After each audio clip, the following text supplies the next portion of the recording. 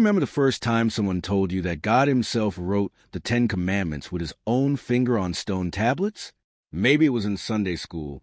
Maybe it was your grandmother, speaking with that kind of certainty that didn't allow questions.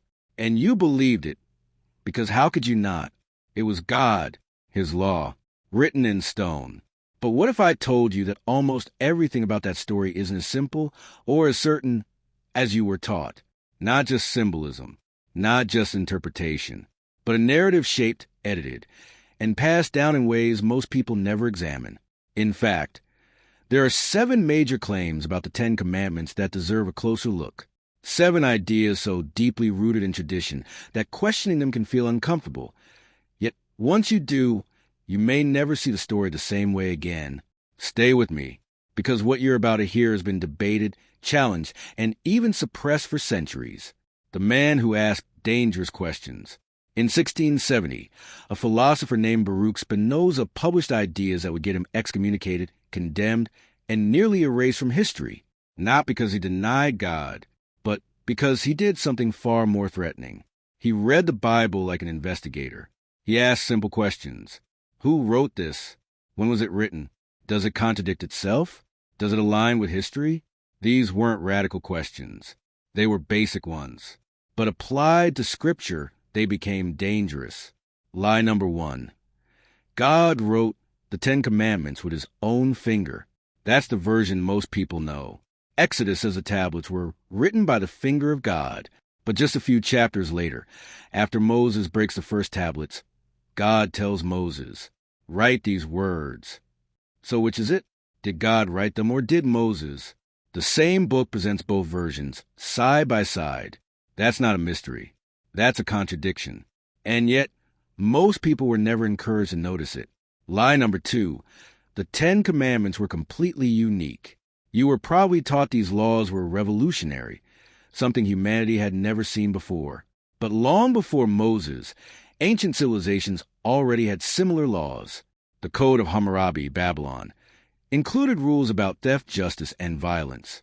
Egyptian texts listed moral declarations like, I have not killed, I have not stolen, I have not lied.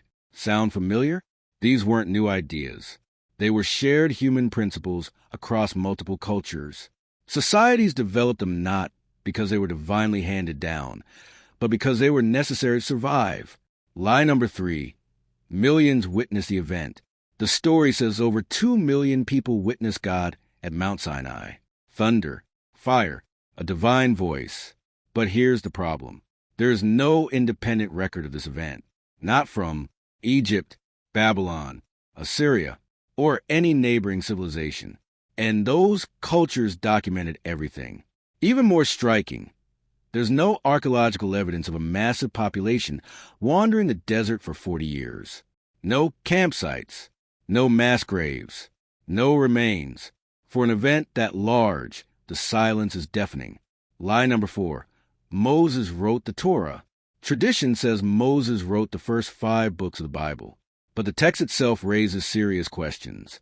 For example, it describes Moses' death in detail. It says, no one knows his burial place to this day. Did Moses write about his own death? Also, different parts of the text tell the same events in conflicting ways, suggesting multiple authors. Most modern scholars agree. These texts were compiled over time, not written by a single person. Lie number 5. There is only one version of the 10 Commandments. There isn't. There are multiple versions in the Bible. Exodus 20, Exodus 34, Deuteronomy 5. And they don't match exactly. Even today, Jewish, Catholic, and Protestant traditions number and divide them differently.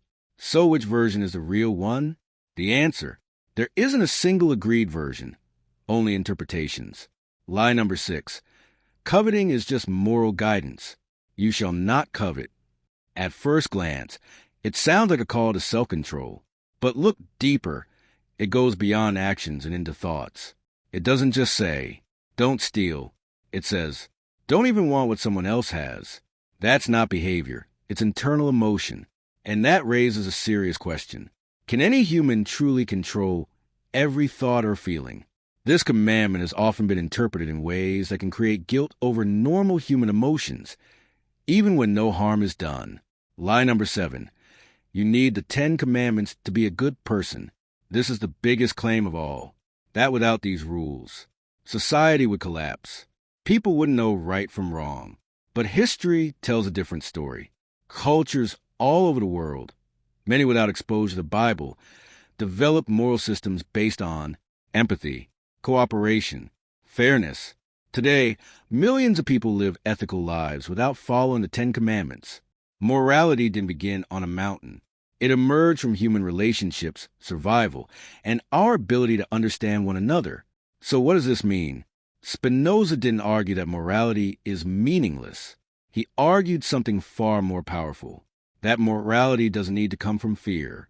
It can come from reason, compassion, understanding. He believed the Bible was a human document, important, meaningful, but not flawless or beyond question. And for saying that, he lost everything. But he gained something else: freedom to think. Final thought: you're allowed to ask questions. You're allowed to notice contradictions. You're allowed to rethink what you were taught. That doesn't